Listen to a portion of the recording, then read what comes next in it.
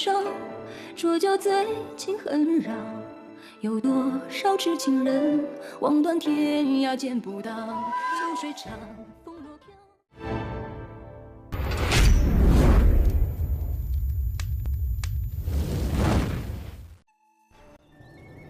Episode की शुरुआत में उसी घर से आवाज़ आती है, लॉर्ड आप जिसको ढूंढ रहे हैं शायद ज़ीरो मू आपको दे सकती है। सिक्यू शॉक होते हुए, ओके मिसेस मू, अगर तुम्हें कुछ भी पता है तो मुझे बताओ मैं क्या ढूंढ रहा हूँ।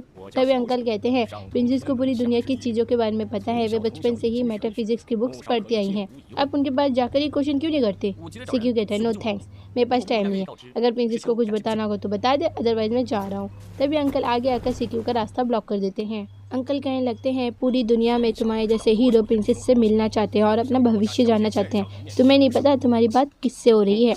फिर प्रिंसेस कहती है, uncle don't be so rude, lord मैं तुम्हें एक क्लू दे सकती हूँ लेकिन मुझे बदले में एक चीज़ चाहिए। सिक्यू कहता है, मिसेस मू आप बस बोलिए, जितना संभव होगा मैं वो करूँगा। फिर प्रिंसेस कहती है, आप यहाँ से वेस्ट की ओर बढ़े, आपको एक चट्टान में से 2 झरने दिखेंगे, उसे स्काईफॉल चट्टान कहते हैं। उस चट्टान के दोनों वाटरफॉल के बीच एक झोपड़ी है, उस झोपड़ी में लुओ रिवर का लैंडस्केप मैप लटका हुआ है, तुम्हें बस उस मैप को लाना है और मुझे देना है। सिक्यू फिर कहता है, जिसको मैं ढूंढ रहा हूँ वो कहाँ मिलेगा। प्रिंसेस कहती है, तुम जिसको ढूंढ रहे हो वो भी उसी झोपड़ी में है। सिक्यू कहता है, ठीक है हमारी डील पक्की, बस तुम्हारी बात झूठ ना निकले। फिर सिक्यू वहाँ से चला जाता है। इधर लियान सभी वुल्फ को मार देता है, तभी एक तीर आकर लियान को लग जाता है और आवाज़ आती है, देखो वहाँ पर हंटिंग डिपार्टमेंट का आदमी है, वो सभी सैनिक है। एक सैनिक कहता है, इसने तो हमारे पालतू जानवरों को भी मार दिया। लियान अपना तलवार निकाल कर भागने लगता है, सैनिक उसका पीछा करते हैं, वो एक बड़े से पत्थर के पीछे जाकर छुपता है। अचानक उसे एक खुफिया रास्ता दिखता है जिसके अंदर वो घुस जाता है। सैनिक उसे ढूंढ नहीं पाते, फिर सैनिक उसे ढूंढने के लिए आगे चले जाते हैं। दूसरी तरफ जंगल में वुके खड़ा होकर ड्रिंक कर रहा होता है और पेड़ में किसी का लाश लटका हुआ होता है जिसे वुके देख रहा होता है।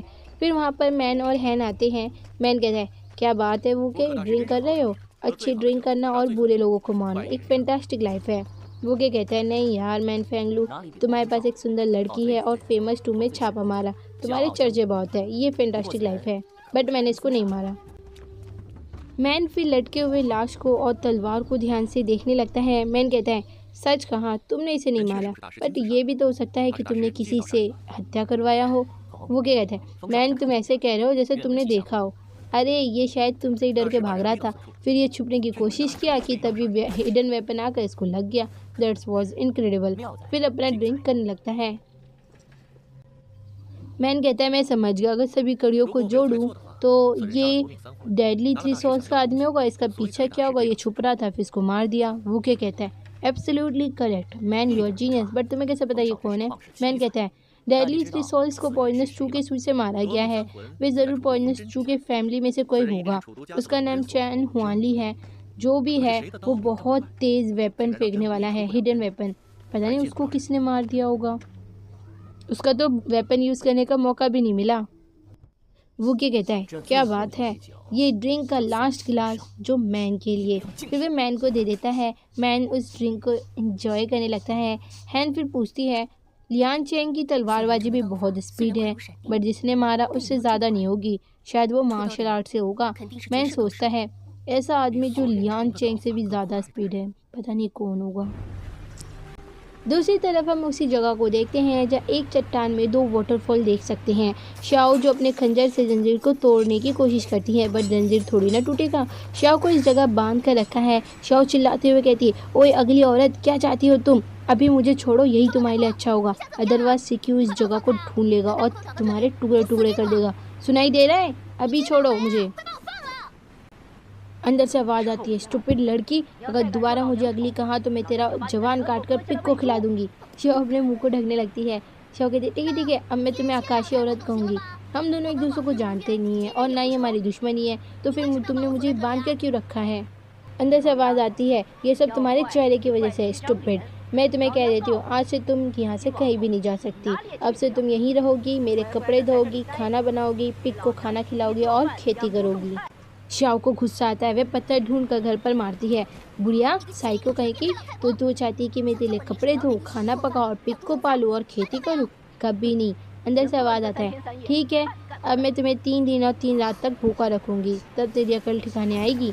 शाओ होपलेस हो जाती है। दूसरी तरफ टूम किंग में तेज़ बारिश हो रही होती है और तेज़ हवाएं चलती हैं, जिससे पर्दे हिल रहे होते हैं और बिजली कड़क रही होती है, जिसके कारण किंग की नींद खुल जाती है।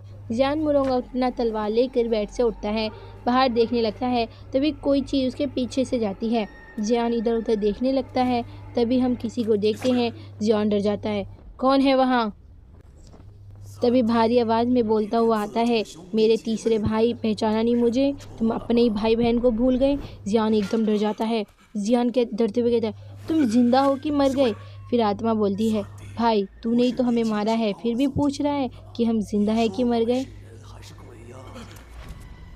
जियान की डरती आंखें गुस्से में बदल जाती है। अगर तुम लोगों ने मेरे बच्चे जी और ची को नहीं मारते तो मैं तुम्हें पिता के साथ कब्र में नहीं गाड़ता।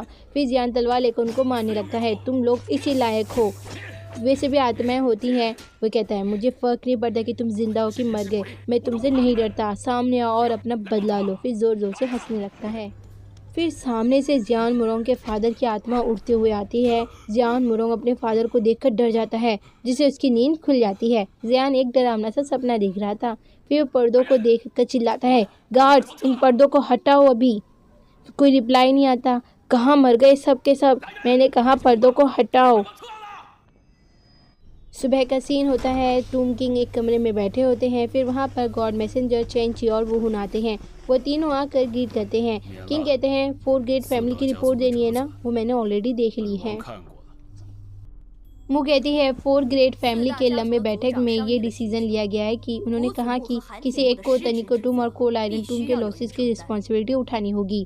मिसिस चू साइची टावर में बंद है। अब यंग मास्टर ही लीडर होने के नाते उन्हें ये रिस्पॉन्सिबिलिटी उठानी पड़ेगी।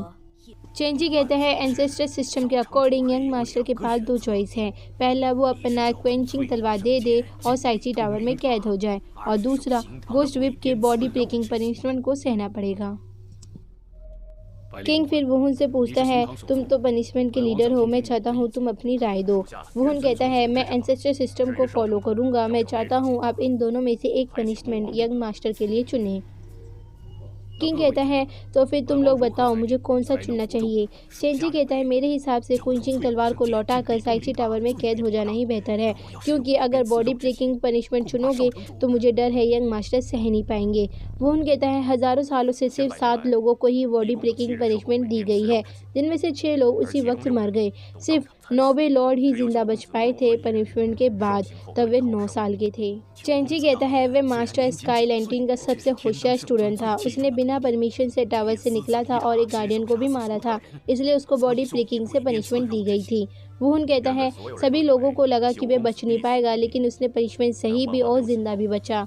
फिर मु कहती है, क्योंकि उनका मैजिकल बॉन्ड्स था और यूनिक इक्विपमेंट्स थी, बचपन से ही उनकी बॉडी नॉर्मल बॉडी से ज़्यादा स्ट्रॉन्ग थी, इसलिए मैं कहती हूँ साइची टावर में ही कैद हो जाना ही सबसे बेहतर ऑप्शन है। फिर वे दोनों भी एक साथ बोलते हैं, हमारा भी यही ओपिनियन है। किंग फिर मन में सोचने लगता है, साइची टावर में कैद होने का मतलब वह कभी भी बाहर नहीं आ पाएगा। यह मोरोंग ही मेरा आखिरी बेटा है। ये सभी मेरे बेटे को कैद करना चाहते हैं। अगर मैं बॉडी ब्रेकिंग चुनूँ तो मरने के चांसेस ज़्यादा हैं। तभी यह मोरोंग दरवाज़ा खोलते हुए बोलता है, मैं बॉडी ब्रेकिंग पनिशमेंट को चुनता हूँ। फिर अंदर आकर कहता है, प्लीज़ फादर एक्सेप्ट कीजिए।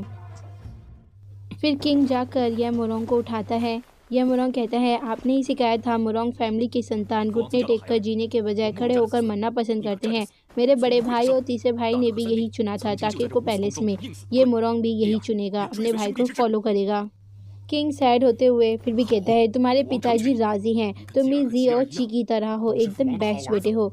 फिर पीछे वे तीनों झुकते हैं। वुहुन कहता है, जब से पनिशमेंट हॉल को चला रहा हूँ मैंने दोबारा कभी भी बॉडी ब्रेकिंग का यूज़ नहीं किया, तो मुझे ये चलाना नहीं आता। तुम किंग प्लीज आप किसी और को ढूंढे, जैसे you he नांगोंग the spirit messenger जैसे। तभी साइची टावर का लीडर स्पिरिट मैसेंजर की एंट्री होती है, यही पनिशमेंट देगा।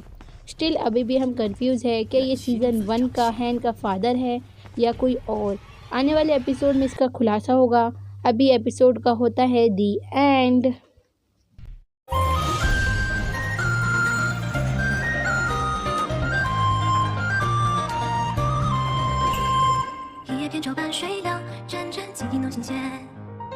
我的相思慌乱间结成茧，风风吹过我的耳边，仿佛听见你的誓言。沧海化桑田，我们永不变。